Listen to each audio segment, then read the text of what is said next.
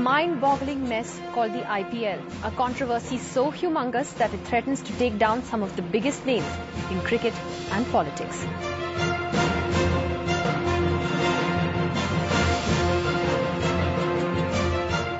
Good evening and welcome to this special edition of Left, Right and Centre.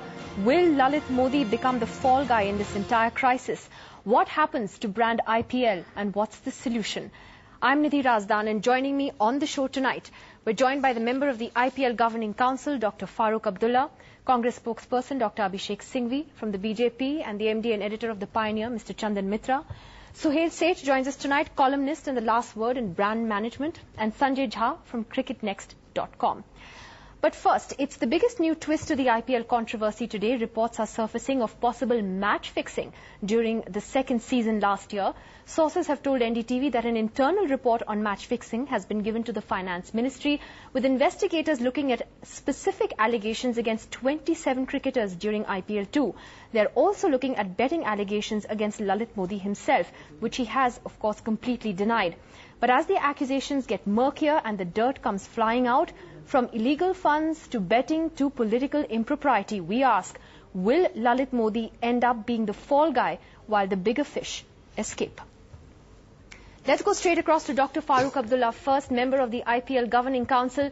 Dr. Abdullah, what's going on here? What do you think will happen? Will Lalit Modi end up taking the fall while the big fish goes scot-free? Look, I don't think anybody is going to get away. Investigations are on. Let us not prejudge who is going to be caught and who is not going to be caught. That is what the policy should be. Anybody who is guilty, the law will take its course. That is all I have to say about this. Farooq Saab, a very simple question for you. How big is this mess? I don't know. It is only when the inquiry will be out we will know what the mess is all about. Now, you've given some conflicting statements over the past week. What's your final view? Should Lalit Modi stay or go? I am not the one to decide whether it should stay or to go. That they will decide after the committee has met. They will decide what has to happen. But what's your view? I have no view on it. Is it clear, Farooq Saab, that the Governing Council will sack Lalit Modi if he doesn't turn up for that meeting on the 26th? I do not know what they will do. I have no idea at this time what they will do because I cannot go to the meeting on 26th. I have a first parliamentary question in Rajya Sabha. I had requested the president of BCCI if you could change the date so that I could attend that meeting. But since they are unable to change the date, therefore there is no way Farooq Abdullah will be able to attend that. And so the meeting will go ahead without you? Obviously they will have meeting without me. They will decide without me. Farooq Saab, some people are describing the IT raids that we've seen across the country as a witch hunt by the government. How do you see it? I don't think so. I don't think government is there to witch hunt anybody. But the point is, some of the facts that are coming out are wrong. So are you blaming the media? Are you saying that it's a trial by media that's taking place? I think a lot of things are muck is being raised, and I don't know why is it being done. You know, I can tell you one thing. Whatever Lalit Modi might be, whatever he might have done, and for which he will suffer if he is to be blamed. But one thing I must say in his favor, he brought IPL to the level it is today, that suddenly we all realized that there was something like an IPL. And India got the biggest name for this. And I tell you, the amount of money BCCI also earned from this, that is how we are able to make stadias. Himachal made that stadia. Delhi itself made a stadia with the BCCI money. We are going to make a stadia in Jammu and Kashmir from BCCI money. All this is development of cricket is taking place because big money came in for the first time for us to do so. Academies are coming up because there is that money to be spent for improvement of cricket. But does that mean that we don't investigate where that money came from just because Lalit Modi is such a huge success, we should just look the other way? No, you investigate everything. I don't say you don't investigate. You investigate. I am not against investigation, for God's sake. Don't put that into my, in the thing. I am for investigation. You go and do whatever investigation you want to do. But don't prejudge. Let First everything come out, then the judgment should be given.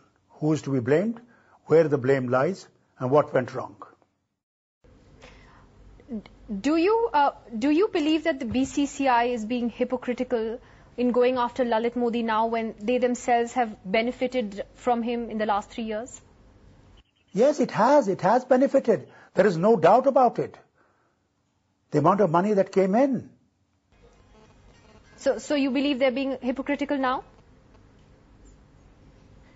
I don't think BCCI is hypocritical. Wow, I don't say any like this thing. I don't use such words. Point here is, IPL is a part of BCCI. Cricket in India is controlled by BCCI. IPL is not outside BCCI. Let me ask you one more question, and you'll have to wait after that. Do you have a soft corner for Lalit Modi, if I may ask? I have a soft corner for cricket in India. That's all that matters to me. What matters to me is that cricket must develop in India. Personalities don't matter. All right, Farooq Saab, do stay with us. There's a lot more to ask you. We're also joined now by former Test cricketer Ajay Jadeja in the studio. But let me ask Chandan Mitra first. Do you believe that the real big fish are going to get away in this? There's so much politics behind this as well.